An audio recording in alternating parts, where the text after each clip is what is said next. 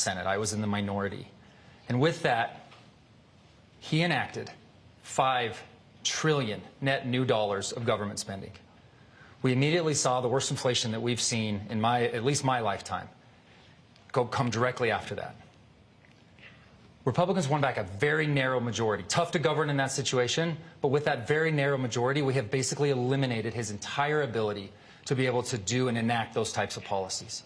That directly affects the 1st District residents every single day, and I want to be in a position to make sure that they have the lack of inflationary pressure, but a strong economy to take part of, and that's what I look forward to going forward in the next term. Thank you. Mr. Campbell, I'll ask you the same question. What specifically makes you the right person for this job? Yes. First, thank you, Utah Debate Commission, USU, and fantastic neighbors. It's a pleasure to be back up in Cache Valley, where I and all of my children are Aggie graduates. Candidate Moore and his special interests have enjoyed extensive profits, perks, and privileges over the last 4 years. Good for them. My mission is to make the next 4 years good for you. So my Priority You platform includes preferencing you, not special interests, progressing unity, not divisiveness, promoting Utah values, family, faith, and freedom, and protecting USA's interests, border security, healthcare, financial. It's with integrity. It's with vast CFO and business experience and passionate community involvement we will ensure a better future. I, Bill Campbell, will prioritize you. Same question, Mr. Cottom. What makes you the best candidate for this job? I'm simply the best candidate for the job because I'm the first independent voice from the Libertarian Party that would be elected to Congress.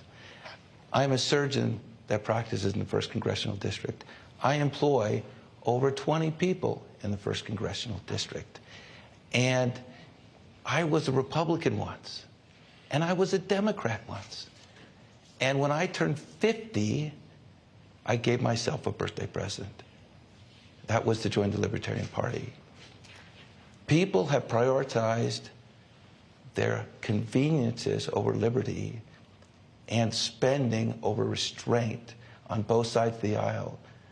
The Libertarians are the only ones with a consistent message that will deliver prosperity for the Americans, and I can be part of that. And in a divided Congress, a lone voice becomes more important, not less important. Thank you. Mr. Moore, your name was used in the opening question there. I'm just going to give you 15 seconds to respond, and then we'll give each of you 15 seconds, please. So, sounds like veiled threats and nuanced questioning there. I'm very proud of my record. I have 3 main focuses. To help Washington reverse its debt culture, support Hill Air Force Base. And if Hill Air Force Base is a special interest, absolutely. Sign me up, because I've given a lot of time and effort to make sure that's the case.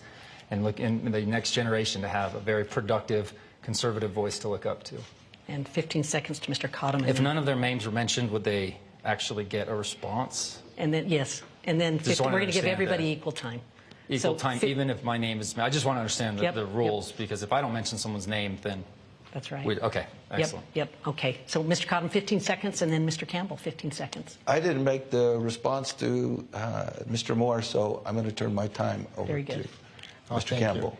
I look forward to going into more details about those 3 items that my opponent references. The debt culture really hasn't been reversed. The debt's been increased in the annual deficit.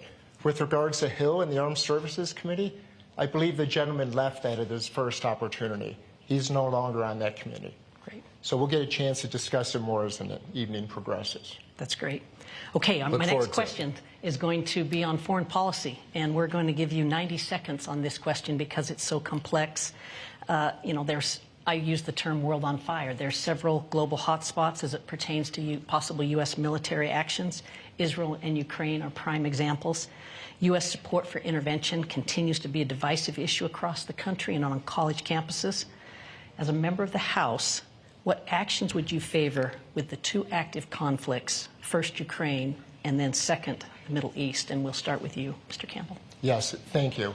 We obviously need to support our allies because we're much stronger once we're united. And Israel and Ukraine are our allies.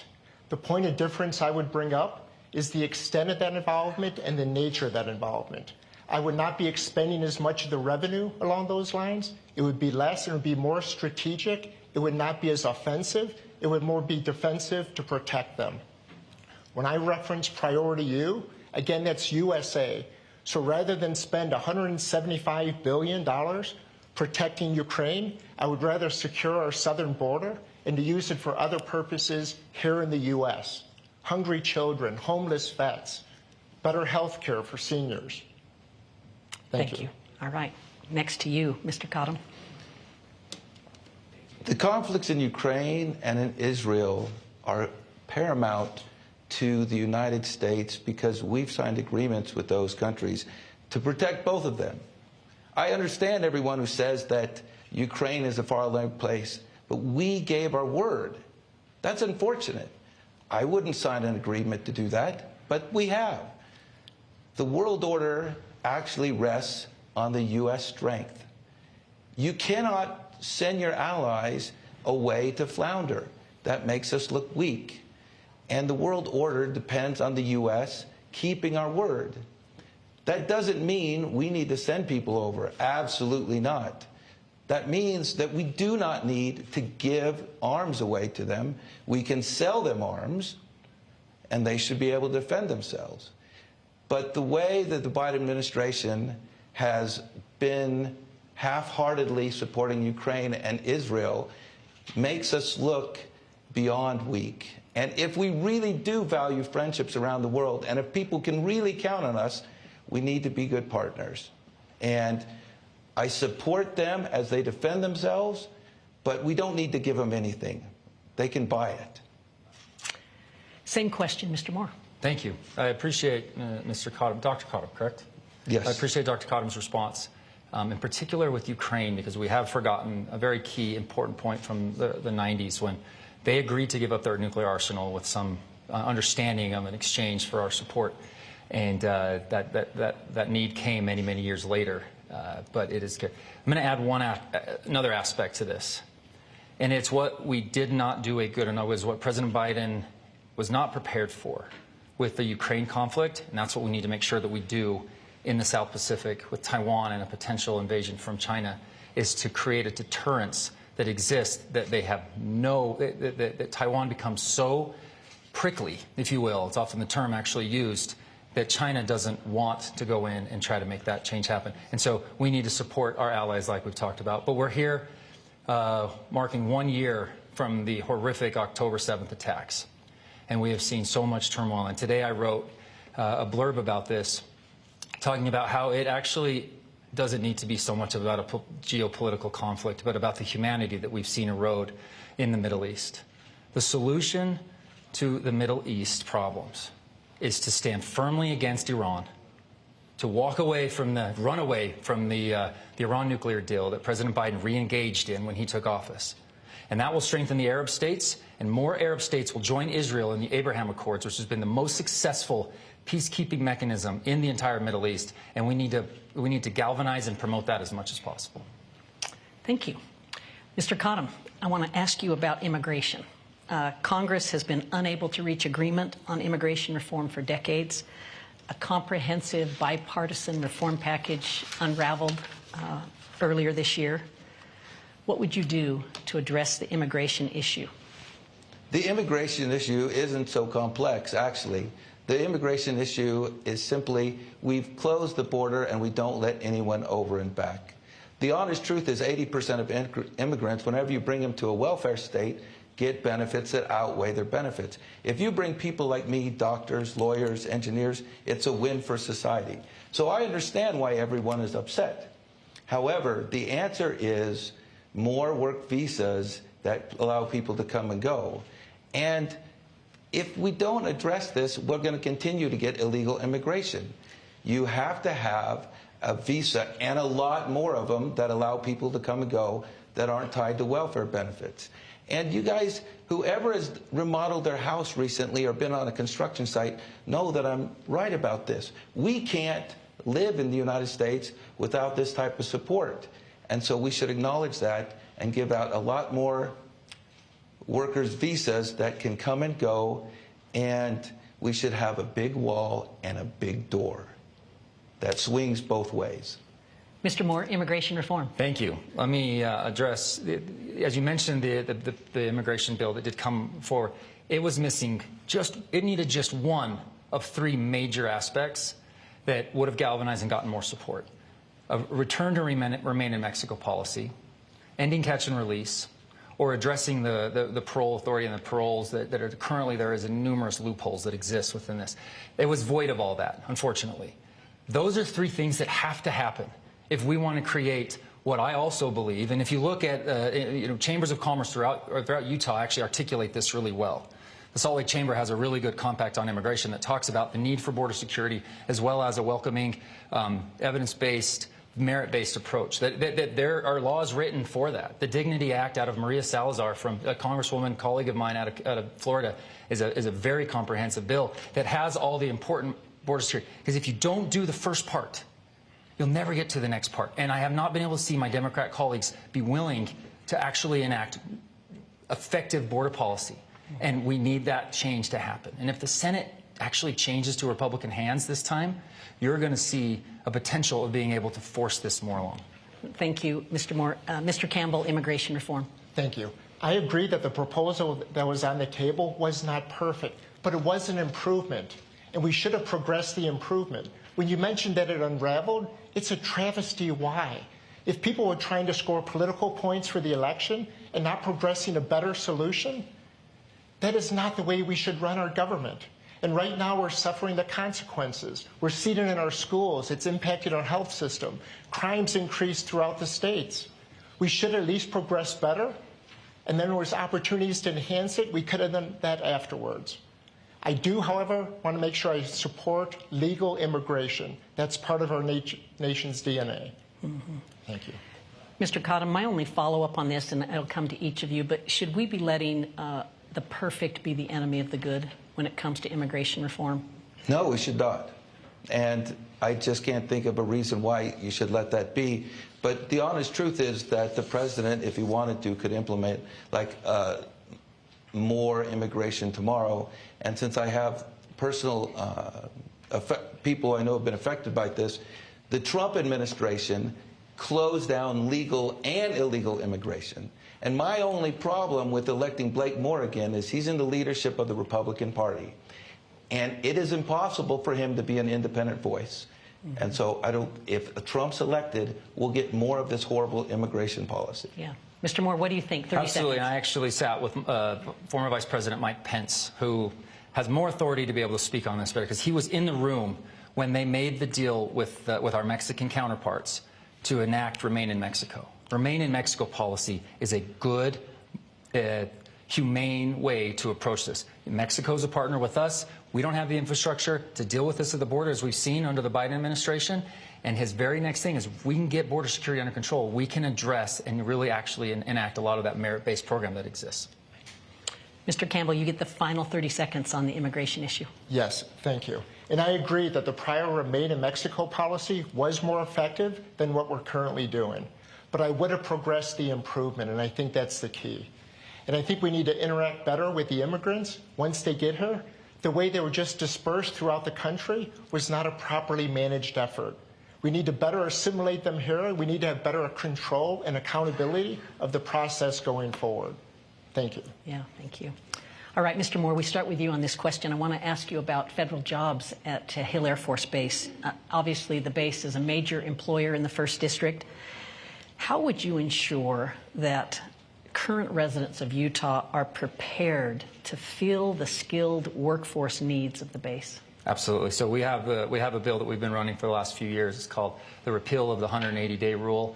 It's kind of an arbitrary regulation that exists that we've bypassed, and we've actually agreed to not enact it and not actually adhere by it, but we need to actually get it completely off the books. And that would make it so we could get folks that are leaving that they've done their active duty service, but they still want to contribute and fight for the mission, that they can go and transfer into a civilian job more easily. That's like one real major loophole we need to address.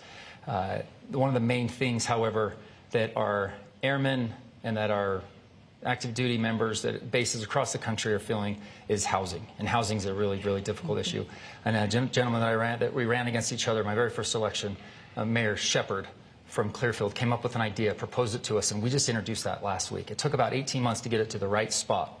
It's not a messaging bill. This has actual opportunity to take advantage of some of the laws that exist and promote good housing among military bases. Thank you. Mr. Campbell, same question, the skilled workforce needs of Hill Air Force Base. Yes, thank you, because Hill Air Force Base is vital for our national security and for our local economy.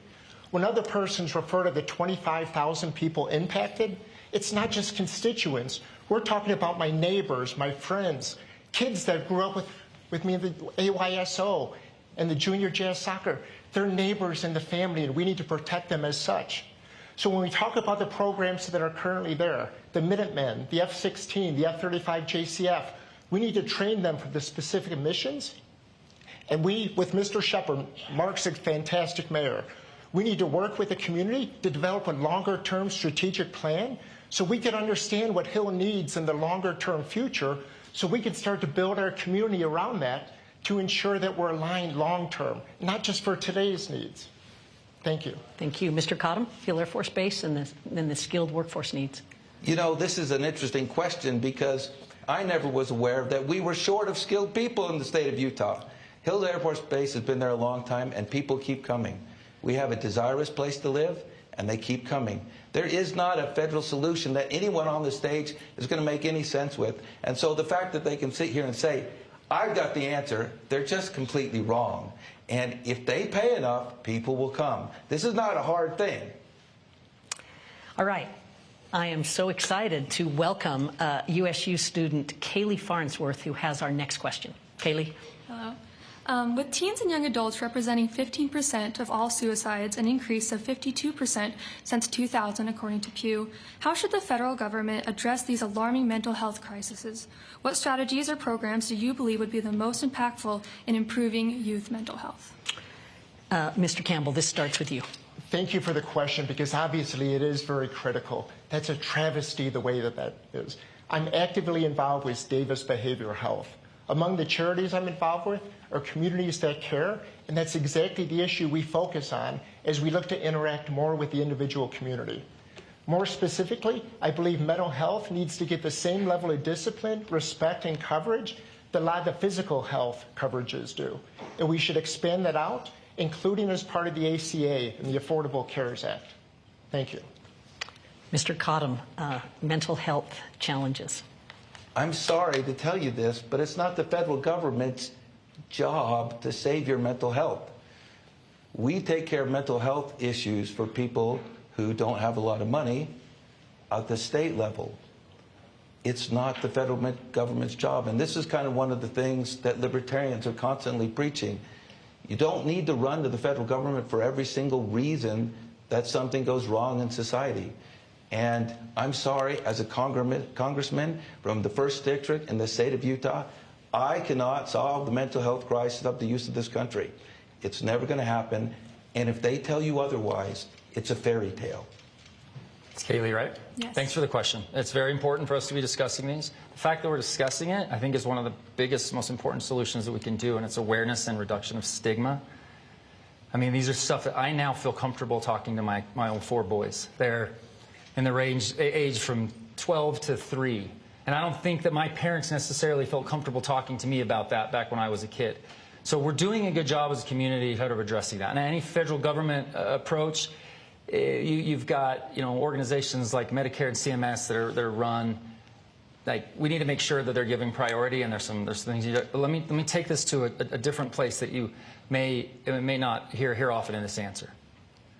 Benefactors, individuals in our community, donate millions to helping broaden and help deal with this issue.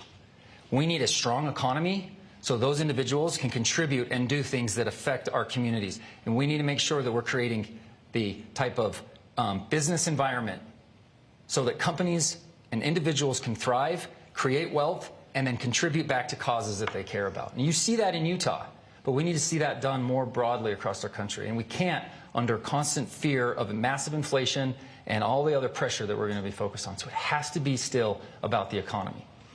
I have a follow-up for Mr. Cottom, and I'll invite the others to comment as well. I'm very familiar with the social science research from Jonathan Haidt, The Anxious Generation, the book that so many people are reading these days. It really documents the challenges that Gen Z are experiencing with anxiety, depression, social isolation. And you make the point that it's not the federal government's role. What is your role as a leader in the community as it relates to social media, which is what so much of this is pointing out to? And then I'll ask the same question of others. Social media and the Generation Z's problems is just the growing pains that we experience with any new technology. We have to learn how to interact with anything. This is just the latest thing, and we have AI coming down the pike that's going to make our cell phones look quaint. What I said to the questioner was that I didn't believe the federal government had a role, and I can't solve this individually. If there's chances for people like me to get involved with things like this, absolutely. But the idea that I'm going to solve this problem as an elected government official from the 1st Congressional District, you're hearing their answers, they're giving you fairy tales. I wish it was true, but it's just not. Yeah. Mr. Moore, is it a fairy tale that social media and your role as a community leader, you have no role to help with that? So promoting a strong economy and making sure that we have a right environment for America to thrive is not a fairy tale. That makes it so people can be successful and then benefit and go and be benefactors to these important causes.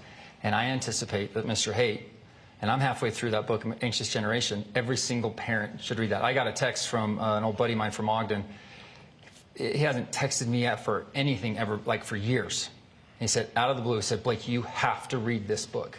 Got it. My wife and I are through it. It is incredibly important to recognize that the way that these changes and technological changes, they affect our young children far more than they do other generations, and we have to be willing to. Now, again, it's not a federal solution, but we need to make sure that we're creating that awareness so families know that this is not just a casual, let's go. When you read that data, it's very scary. Mm-hmm.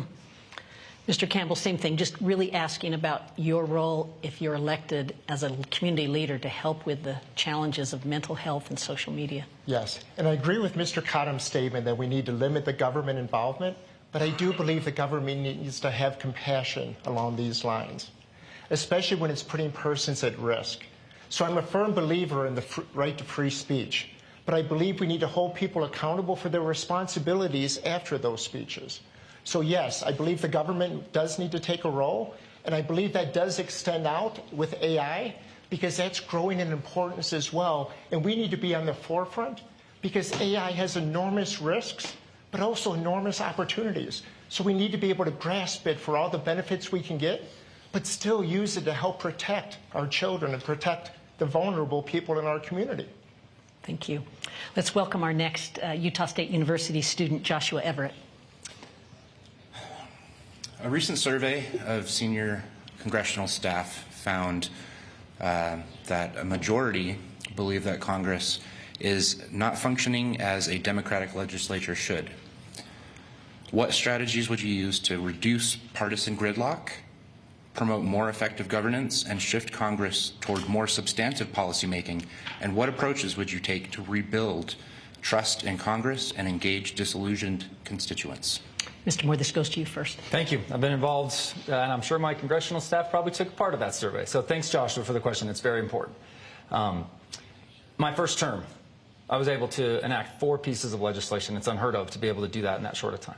There's a very progressive individual from Northern California. He has a term at a lake in his district. I do as well with the Great Salt Lake. And we serve on a similar committee, same committee together. We got together, we came up with a solution, we got it passed, we got it enacted into law. That is not easy to do. We had a very successful time at that. Right now, what you're experiencing in Congress is you're seeing some gridlock.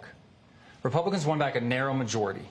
Democrats had the White House, House, and Senate my first 2 years, and they were able to really go and spend record levels of government spending that we've ever seen before.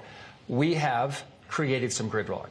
And, you know, what it's done is you've been able to see the monetary supply be limited. There are 2 ways to affect inflation. 1 is to raise interest rates. 2 is to reduce monetary supply. And we've been able to do that as a Republican majority, even though we're a small majority that obviously has It's difficult to get everything enacted that you want. But we've been able to, and get a really good debt ceiling deal that created a lot of reduction in spending that the Democrats were willing to agree to. There is more, unfortunately, than gets portrayed. I think the media really wants everybody to think it's so bad, but there is more that gets done on an individual basis if you're there. Thanks so much. Mr. Campbell, the time is yours. I'll give you 20 seconds extra if you'd like to use it. Yes, thank you. Incredibly valuable question. Priority U includes unity, so it is essential. So when we have candidates that are already in the majority saying they can't get things done in the majority, they need a greater majority, and they need full control over all the branches of government to get anything done, that's just setting up an excuse for failure going forward. Myself, personally, for the unity, we need to treat everyone with respect. I've signed the Dignity Pledge. On my campaign website, I have the only website that has the political platforms of all 8 other political parties in their own words, giving them a chance to speak out and not be misrepresented. And about a month ago, I held the first ever event. We the People means everybody. We invited everybody from all the political parties together. 6 different political parties showed up, and we were all able to work together to have a very successful event. So yes, thank you for the question, and let's all progress it because we all have roles in making that better. So thank you. A minute 20 to you, Mr. Cottom. Well, thank you for that question. I think the answer lies in the question, honestly. We've had 2 of the same parties for as long as we can remember. Certainly within my lifetime and the lifetime of my father. They're broken. Why am I standing up here on stage today? It's because they're broken. And because they're broken, we need a better voice out there. Neither party knows how to say no. I think Blake Moore is a great guy, but the Republican Party grows government at exactly the same rate as the Democrat Party. Neither of them can say no. When they get in power, they spend it on different things than the Democrats spend it on, but they still spend. And then they talk about the budget. They don't tell you that 66% of the budget they've said that they won't touch, either of them. They're making this a fairy tale again. The only way we're going to engage and get new things is to elect new people. I'm sorry, but the Republicans have had their chance, and the Democrats have had their chance, and they get it again and again and again. America needs to take note that there are other people out here, and we're not afraid to say no. Thank you. Yeah. Mr. Moore, rebuttal, and do the same thing for you, Mr. Campbell. Absolutely. And I want to keep discussing this because I think this is actually one of the most important things. We'll make it very clear that not only have I never said there isn't an aspect of the budget I wouldn't touch, I introduced this bill called the Comprehensive Congressional Budget Act. This is getting at the fundamental problem with our budget right now. He mentioned 66%, 72% approximately, 72, 73, actually falls under the mandatory spending ledger. That is what's called, that's put on autopilot. That for 50 years has grown from just a small portion to the overwhelming majority of our budget. And the reason why it grows so wildly out of control is because Congress doesn't vote on it each year. We only vote on the small appropriation side. Getting after that is the only way we can do it. I've introduced the bill, and we've been extremely supportive of the Bipartisan Fiscal Forum that would do the Debt Commission, which we passed out of our in a bipartisan vote, out of our committee. Great. We'll have another question about the deficit later. Mr. Campbell, 30 seconds. I agree with Mr. Cottom. Spending on both sides and fiscal management on both sides has been out of control, and both parties are responsible for that. But respectfully, the gentleman's comment a few minutes ago was bullshit. When he talks about legislation not coming up for consideration, he is on the committee that actually is responsible for bringing that up to legislation. So you're on the committee, you're choosing not to bring forth any votes, you're not choosing not to bring forth any changes, and you stand here today and say, I never had a chance to vote on it. We need leaders that are willing to take the difficult decisions. Right or wrong, vote yes or no. But don't say you don't get a chance to vote for it, and don't take the action to actually put it on the table. Yeah. Thank you. Okay. Mr. Cottom, I'm going to give you 30 seconds, and then I'm going to come back, and I've got a deficit question, and I'll let you expand on it in that. And it'll be long enough. I'll get you the pretty clear. I'll get you the time you need. I'll get you the time you need. Great. Mr. Cottom, you want to say anything more on this? I'm just here to say that both parties have failed that so many times. I mean, how many times do you want to run the broken record? Again, spending has increased under Democrats and Republicans at equal amounts, and when they've been in control of the House and Senate and the White House, it's the same as it is when the Democrats are in control. There is no difference. Their priorities are different, but the spending is the same. You can't keep doing the same thing and expect a different outcome. Okay. So, Great, thank Mr. you. So Moore, I actually go ahead. started today's discussion in contradicting that. President Biden, with Democrat control, spent $5 trillion net new dollars. Republicans have done a foreign aid bill and actually pretty much offset it with the reductions that we've done in the appropriations process. So virtually the exact opposite. So that's just not true. But to the gentleman's comment, he and I have he's challenged me and as a Republican prior to this, and doing it here from the Democratic ticket. I know him to be an exceptionally kind, good man. His tone right now doesn't reflect any experience that I've ever had with him prior to this. And I just want to make sure that I communicate. There have been very good bipartisan approaches on the Budget Committee to changing the process of the Budget Committee, as well as putting forth the Debt Commission that we did vote on, that we enacted it out of there, and then we couldn't get it passed to the, we couldn't get it to the floor. And that's the problem that I'm working on to make sure that we're continuing to promote that. When Speaker Johnson took over the gavel, he literally said, and we want to enact this. We were all excited. I was going to be on the commission probably. Okay. So that, I'm just making sure to clarify. It's fair enough. It flies in the face of what gets communicated sometimes. What I have to do that's now what's been enacted. To give everybody equal time is I'm going to give a minute to Mr. Campbell and a minute to Mr. Cottom on the deficit and federal spending. Yes. Let me just go back, because I do want to be clear. The gentleman is a good man. He's a good family man. He's a great, has family basis. I'm just frustrated with the way things are these days, that we're not making the progress that we need. So if I speak out of frustration, I apologize. I don't mean to diminish anyone's character, but we urgently need changes, and I can't stand by and just continue to watch what's happening. So my apologies if there is any offense. It wasn't meant on a personal basis. It's meant out of frustration for where we are. Thank you. Okay. Mr. Cottom, if you want to take any more time on this? You know, again, you can't keep doing the same thing and expect a different outcome. I think the Republicans and Democrats have both had their chance to solve this problem, and every single time that they failed when they had the chance. Why is it going to be any different now? You already know the answer. Ms. Gawker, can I talk a little bit more about the deficit? Because that felt like it was more of my rebuttal. I mean, you got to stop. This is not a free-for-all for you. This is our debate, too. So you have to cut it off. You know what I need to do? I've got so many great issues. I want to talk about housing. I want to talk about inflation. You'll have a little bit more time, and you can take your time for those other things. But I want to move to housing, and we go to you, Mr. Campbell, and just ask the question. Beginning in 2018, housing prices in this state started to appreciate at incredibly rapid levels. We now have among the most expensive housing markets in the country. I want to ask you if there's a role for the federal government here to help solve this very difficult challenge. Yes, the federal government does have a role. Amy and I have 3 grown children, so they're experiencing it firsthand that they want their own place, but the housing affordability is preventing that. On a personal basis and on a pure volunteer basis, I've served for Habitat for Humanity for over 10 years, personally trying to get more involved. The role with regards to the federal government, I respectfully disagree with the gentleman's bill proposed, that basically tries to incentivize builders, part of a family business, to incentivize them to go ahead and build.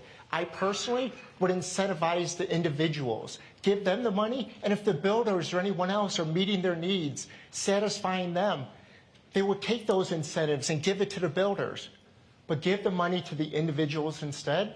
And I do believe we need to create a level playing field.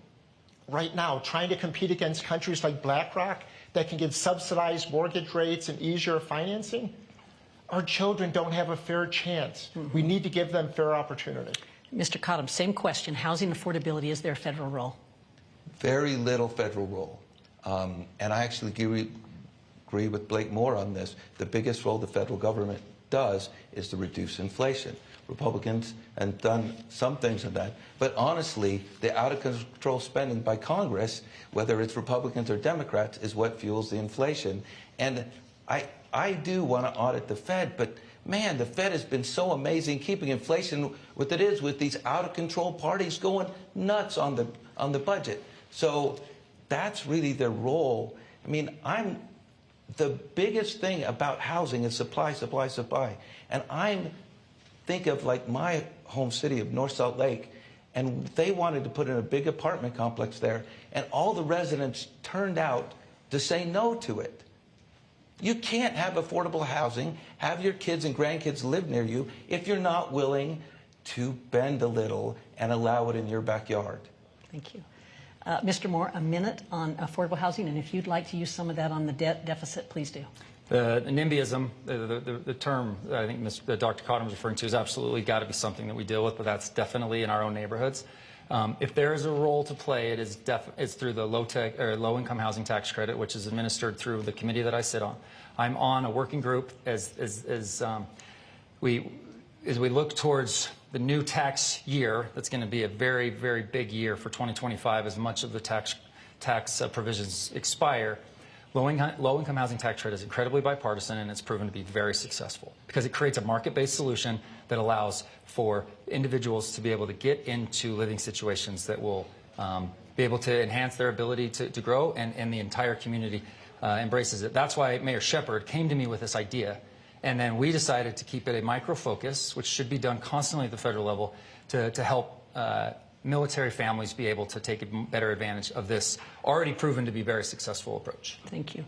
I want to have a follow-up, all of you, to answer on just 30 seconds. But Mr. Campbell, there's a lot of talk about all of the federal lands in this state and potentially opening them up to housing to alleviate some of the cost pressures.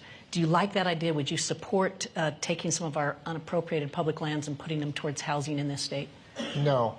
Okay. And you would leave it at that if you'd like. Yes, allow me to elaborate. Thank you. I didn't mean just a direct answer. It's great. But I believe in clean air, clean water, and open spaces. In the last 4 years, we've actually lost some of the Utah land to the federal government. And I believe there's efforts in progress already that we may lose further land. We need to stop that. But we need to preserve those open spaces. So more specifically, I appreciate some of the efforts, for instance, in Ogden City, with Mayor Nadolski and others, where they take rundown vacant buildings and they revitalize the communities. So if we need to expand the capability, revitalize vacant lots, don't go up in beautiful nature and take that away. Yeah. Mr. Cottom, federal lands, housing affordability, 70% of the land nearly in this state is owned by the federal government? 67% of the land, yes. However, I know you know this. This is already happening. If anyone has been to St. George and watched the incredible growth into BLM lands where they do the trades, it's already happening. Yeah. So to say we don't support it is to say that I want to cut down all of St. George's growth. It's happening. It's going to continue to happen. We have lots of sensitive lands in this state. But if anyone's been driving on BLM lands, there's a lot that could be built on. And cutting down growth is just going to make houses more expensive. And so let's build. 30 seconds. There has to be supply if we're going to continue to experience growth. Otherwise, prices will go out of control, and the congestion takes over, and it's a horrible living conditions for all of us. I introduced a bill called the Lodge Act that would take a micro approach to making sure that we have individuals that live in some of these gateway communities that you would be able to take advantage of. And it's based on something that's been very successful at Hill Air Force Base called enhanced use leases. Just go take a look at what's going on at Falcon Hill, a very, very productive way to use that land that the military is really not using and be able to develop and produce opportunities for better employment, training, and all that type of stuff. So there's a lot of really good solutions out there that are market-based. This debate is moving along quickly. There's so many issues to get to, but I want to talk about elections for a minute if we could. And I'll set it up by just saying that Utah's Lieutenant Governor Deidre Henderson, the chief election officer, gave an impassioned speech last week at the University of Utah about the need for all Utahns to support our election process, care for the people who administer it, and the need to accept election results. How confident are you in Utah's elections, and how serious of a problem is election denialism to our democratic institutions? And I will go to Mr. Cottom first. 1 minute. I have no problem with the Utah election process. I think it's great.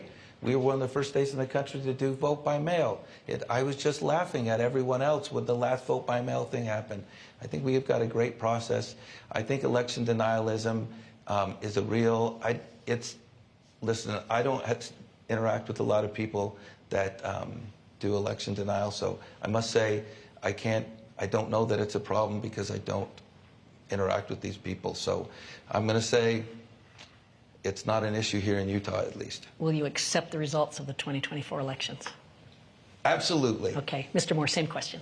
Not the accept the results. Yeah, we'll do that. But absolutely. So, with regards to Utah's elections, how big of a problem is I election appreciate denialism? Lieutenant Governor's impassioned speech and the work that she's done and the elected officials that exist in there. I've actually done my part to communicate the work that they're doing, particularly Ricky Hatch was a witness of ours back in Washington, just to be able to talk about the way that they run elections so well at the local level. There's a lot of really good that's gone on, and we've shown the country, I think, that you can embrace the type of election plan that we have and the operations that we have and see really good positive results. So absolutely support it. We'll accept the election. You know that one of my very first votes was January 6th back in 2021. We did something in Congress to actually shore up that process. It has been politicized so much over the last 20 years. Republicans and Democrats in the last 3 elections have objected to. We raised the bar of what that would require and making sure that it is, strongly constitutional, and I look forward to once again supporting that. Mr. Campbell, election integrity. Yes, it's vital as a constitutional republic and for the democracy. First, we need to support all elected leaders, regardless of whether or not we voted for them. And as part of the constitutional republic, we need to hold the federal government within its defined roles. So yes, I would definitely and fully support the results of the 2024 election.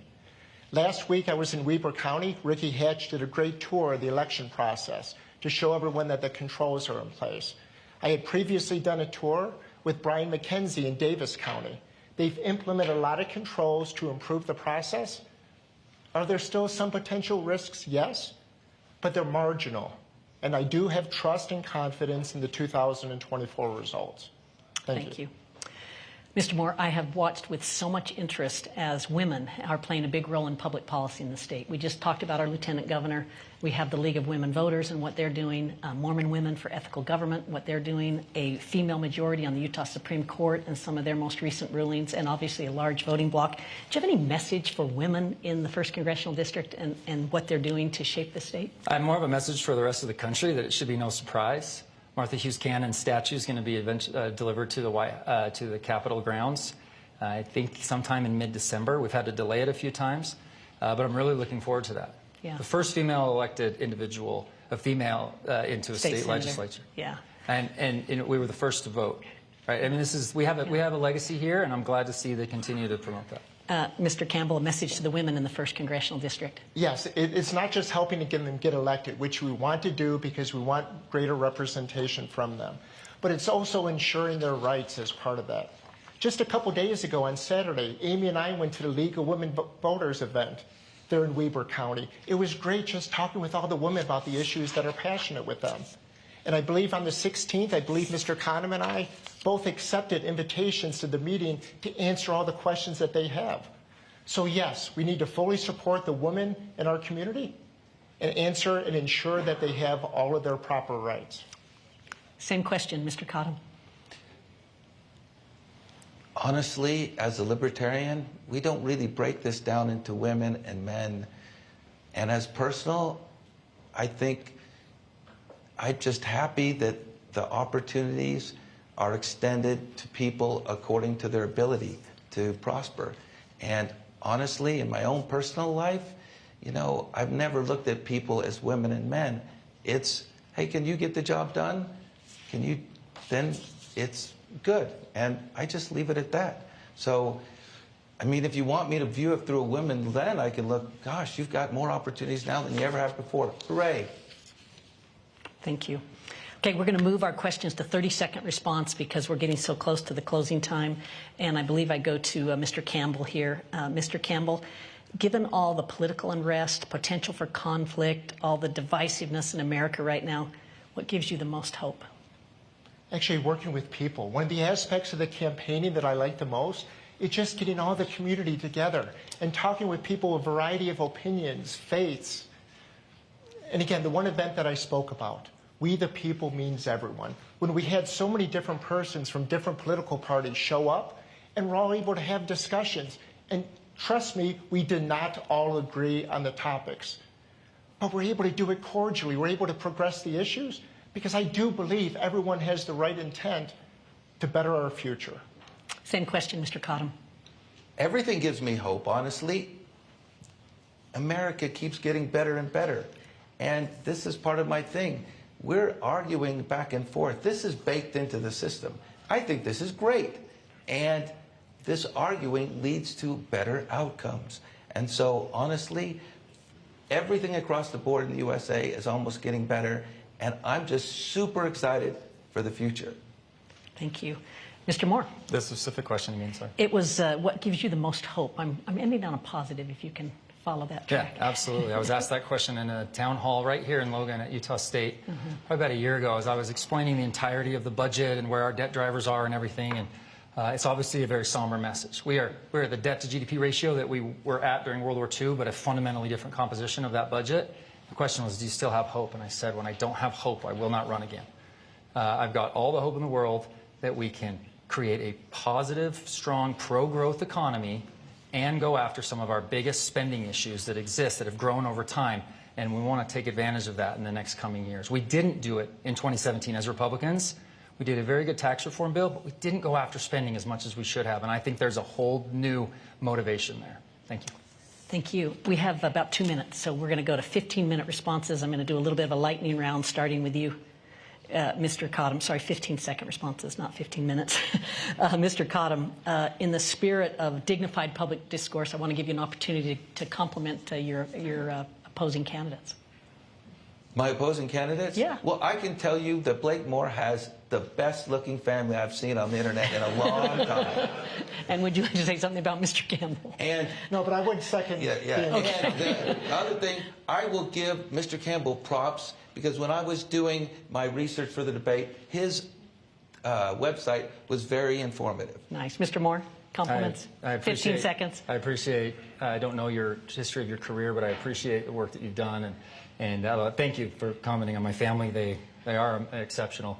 And Mr. Campbell and I have created a friendship that does exist, and that none of this changes that at all. And I look forward to continuing to take his input. And he works incredibly hard and had an awesome career that he built as Autoleave, one of Utah's first district's best employers. Mr. Campbell, 15 seconds to share some love. Yes, and thank you. I have the greatest respect for both the gentlemen, including Mr. Moore. I apologize if the frustration's gotten to me, but I just can't sit back and watch the dysfunction continue and see the negative impact in the future. So I'm trying to contain that frustration, but rest assured, by no means is it a critique against the gentleman personally. Thank you. Great. Mr. Moore, starting with you, 15 seconds. In a word or phrase, how would you characterize Utah's role in the nation? To be a leader, honestly. I mean, you want to talk about the way we handle budgeting, the way we handle volunteerism, the way we handle, actually respecting our public lands and stewardship over those. Like, we need to be a strong leader. That is why I ran for a position in House leadership that really has never been done before. Because I want that voice there. That's good. Mr. Cottom? Campbell. Oh, sorry, Mr. Campbell. The C's will get me. I knew it would get me eventually. Go ahead, Mr. Campbell. That's okay. Thank you. But I agree with Blake's response there. Yes, Utah does serve as the example, not just on the faith side, but the way we manage the economy, the way our state legislature takes care of some of the actions. And the volunteerism and the faith, yes, it is stronger here in Utah than any other state in the nation. So those are definitely positives. Okay, Mr. Cottom. I'm just seconding what the two other guys next to me said. We display a high level of social trust in the state and allows us to get things done. And as a personal aside, I would rather trust the people of the state of Utah than the federal government any day. Thank you. All right, we are now moving to closing statements. We've reached the end of the debate. A random drawing held earlier determined that the first closing statement would go to Mr. Campbell. Thank you. Tonight's been a pleasure, and it would be an honor serving you. We didn't get a chance to address inflation, so let me take a few moments now. It's based upon the old economic supply versus demand because it is critically and negatively impacting us. On the supply side, we need to take greater control over energy, housing, medical supplies, and food. Just earlier today, our trade deficit was reported at $70 billion. So as people may be concerned in the future with AI and the loss of jobs and what's happening, we can take the lead with regards to AI, evolve, it'll make us more productive, and we can use it to reduce the trade deficit and then be self-sufficient with all of those critical needs. So thank you. Great. And I appreciate the time, and thank you to the Utah Debate Commission, Utah State University, and all of you for taking your time this evening. Mr. Cottom, your closing statement. I appreciate the opportunity to stand up on the lectern today and allow me to people to insights, to libertarian thought and principles. And I'm just grateful for the chance to be here. And a vote for me is actually a vote to end the duopoly that we are experiencing across the country. And that actually would be the best thing for the country going forward, to interject a third party into the mix to hold the other two accountable. Thank you. Mr. Moore? Thank you. In this role, there is a million things you have to deal with, and you have to be aware of, and you have to involve yourself with. And in order to stay grounded and actually keep the right perspective, I honestly just make it about my kids. I have 4 boys under the age of 12, and we're not going in the right direction. This has been a blip. This first time being in the majority at the Republican conference, we cut spending from the appropriations budget for the first time in over a decade. We need to build on that momentum, right? And I want to be a part of that. I've said it numerous town halls and experiences out throughout the 1st District. If the federal government is involved in your life, we're not doing our job. We have to create a pro-growth environment that lets you live the American dream. That's what I want for my boys, and that is literally the thing that gets me up every single day to continue on in this role, and I look forward to a chance to be able to do it for another term. Okay, thanks to all 3 of you. I want to express my appreciation for the civil nature of this debate, for the dignity with which you've expressed yourself. I also want to thank you for being willing to put your name on the ballot, to share ideas, and I want to invite you to shake each other's hands. Yes.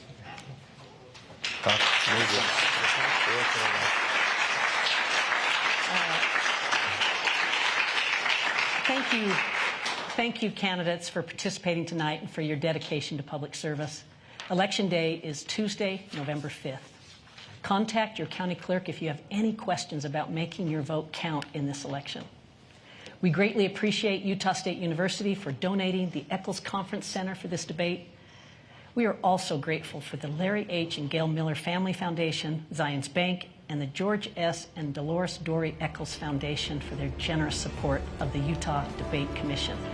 This debate and others from previous years are available online at utahdebatecommission.org. I'm Natalie Gochner. Thank you and good night. You've been listening to the 1st District Congressional Debate live on KSL News Radio. Jeff Kaplan here. While we've been listening to the debate, some of the stories we've been following in the newsroom. First of all, the party extraordinaire outside the Delta Center. 15,000 newly minted hockey fans are filing inside for the puck drop at 8 o'clock. But before that, we did much of the show outside today. Thousands and thousands of people crowded onto 3rd West to hear a pregame concert by Shabuzi. It shook the walls of this soundproof studio that I'm sitting in. It was loud out there. ESPN was broadcasting live outside the Delta Center. The players were introduced, walked onto the stage, then walked a blue carpet from the 3rd West into the Delta Center to get ready for the game, the inaugural game. It's on ESPN tonight. All I can say is the merch was selling like crazy. The sweatshirts, not that anyone would need one today, are priced at $140. Since they're the Utah Hockey Club for only a year, memorabilia experts figure that UHC gear will have greater value in the years to come, since it was only Utah Hockey Club for a single season. Exciting night downtown. The other story we're watching closely, Hurricane Milton drawing ever closer to the Tampa area. Best guess it'll make landfall early Thursday morning, maybe 15 or 20 miles south of Tampa. which is good, but not good enough to protect the low-lying city and its 3 million residents in the metro area. At this moment, the storm is Category 5, the highest designation for a hurricane. Much of low-lying downtown Tampa, a major American city, is deserted as the storm wobbles and wiggles toward the Florida coast. We'll check traffic and weather together in just a moment. Stay right here. Everywhere you look, things are getting more expensive. So at Consumer Cellular, we're lowering the price for those 50 and up. Now you can get unlimited talk, text, and data for $30 a line when you buy 2. That's just $60 a month for 2 unlimited lines. So if you're 50 and up, make the switch and save. Come on, you've earned this. Call 1-888-FREEDOM or visit consumercellular.com today. Requires 2 lines of service, age validation, and credit approval, subject to system and area limits, taxes, and other fees apply. Wendy's breakfast burrito has an entire breakfast in every bite. Fresh cracked eggs, seasoned potatoes, American cheese, cheese sauce, and sausage or bacon. So the first bite is like fresh cracked American cheese sauce. Bacon. And the second bite is like fresh American cheese sauce. Bacon. And the third bite, you get the idea. The boss of breakfast burritos, gotta be Wendy's. At participating U.S. Wendy's during breakfast hours. Traffic and weather together brought to you by Sinclair's Dino Pay app. Save up to 20 cents per gallon. Here's Mark Jackson. Jeff, we're watching Bangor Highway for potential motorcycle crash on the southbound side around 2700 South. So looks like only the left lane is getting open. So you have some pretty severe delays, Bangor, on the southbound side. Then we have more trouble on the other side, causing delays on Bangor at 4100 South with delays up from Taylorsville. Northbound I-15, trouble at 1500 South. Then you've had some delays going out of downtown with a crash reported northbound I-15 at North Temple. Mark Jackson in the KSL Traffic Center. Well, it was a great day to do the show outside on the corner across from the Delta Center. Temperature reading in Salt Lake City right now, 81 degrees, 77 in Provo. Overnight, we're heading down to a low of 58 degrees. For tomorrow, 85 degrees for the high with bright sunshine. A few clouds move in on Thursday. The warmest day of the week. It's expected to hit 87 degrees. Sunset about a half an hour away at, it's happening right now. Look at that. It's getting dark outside, and we'll catch you tomorrow afternoon. KSL FM Midvale, KSL Salt Lake City. It is 7 o'clock at KSL News Radio. I'm Mark Jackson. KSL's top story. We're about an hour away from puck drop at Delta Center as the Utah Hockey Club hosts the Chicago Blackhawks after a full day of fan fun outside Delta Center, where owners Ryan and Ashley Smith kicked off the inaugural season for their brand new team. It is the fans, it is the players, the coaches, the communities, the NHL, and it is Utah and SEG, and I'm just proud to be a part of it. You can listen to the game on the radio on 97.5 the KSL Sports Zone, the flagship station of the Utah Hockey Club this season. Fearful Floridians are fleeing the Sunshine State tonight ahead of what could be a once-in-a-century direct hit from Hurricane Milton. Preparations to prevent furniture, appliances, and other potential projectiles from causing any further damages happened ahead of the expected exodus of millions of people in the Tampa metro area. Lethal storm surges, ferocious winds, possible tornadoes are all possible with this one. Stay with KSL News Radio for updates. This is interesting. The nation's college-age population is expected to start declining next year. Anna Brantley, senior analyst with the Kempsey Gardner Policy Institute, says newly published research should put higher education here in Utah on notice. The publication is supposed to be a publication of hope, not a publication of doom and gloom. But I think that there's lots that can be done to improve higher ed and to help them navigate this challenge in the future. It should be noted Utah's population, she says, isn't expected to start to dip until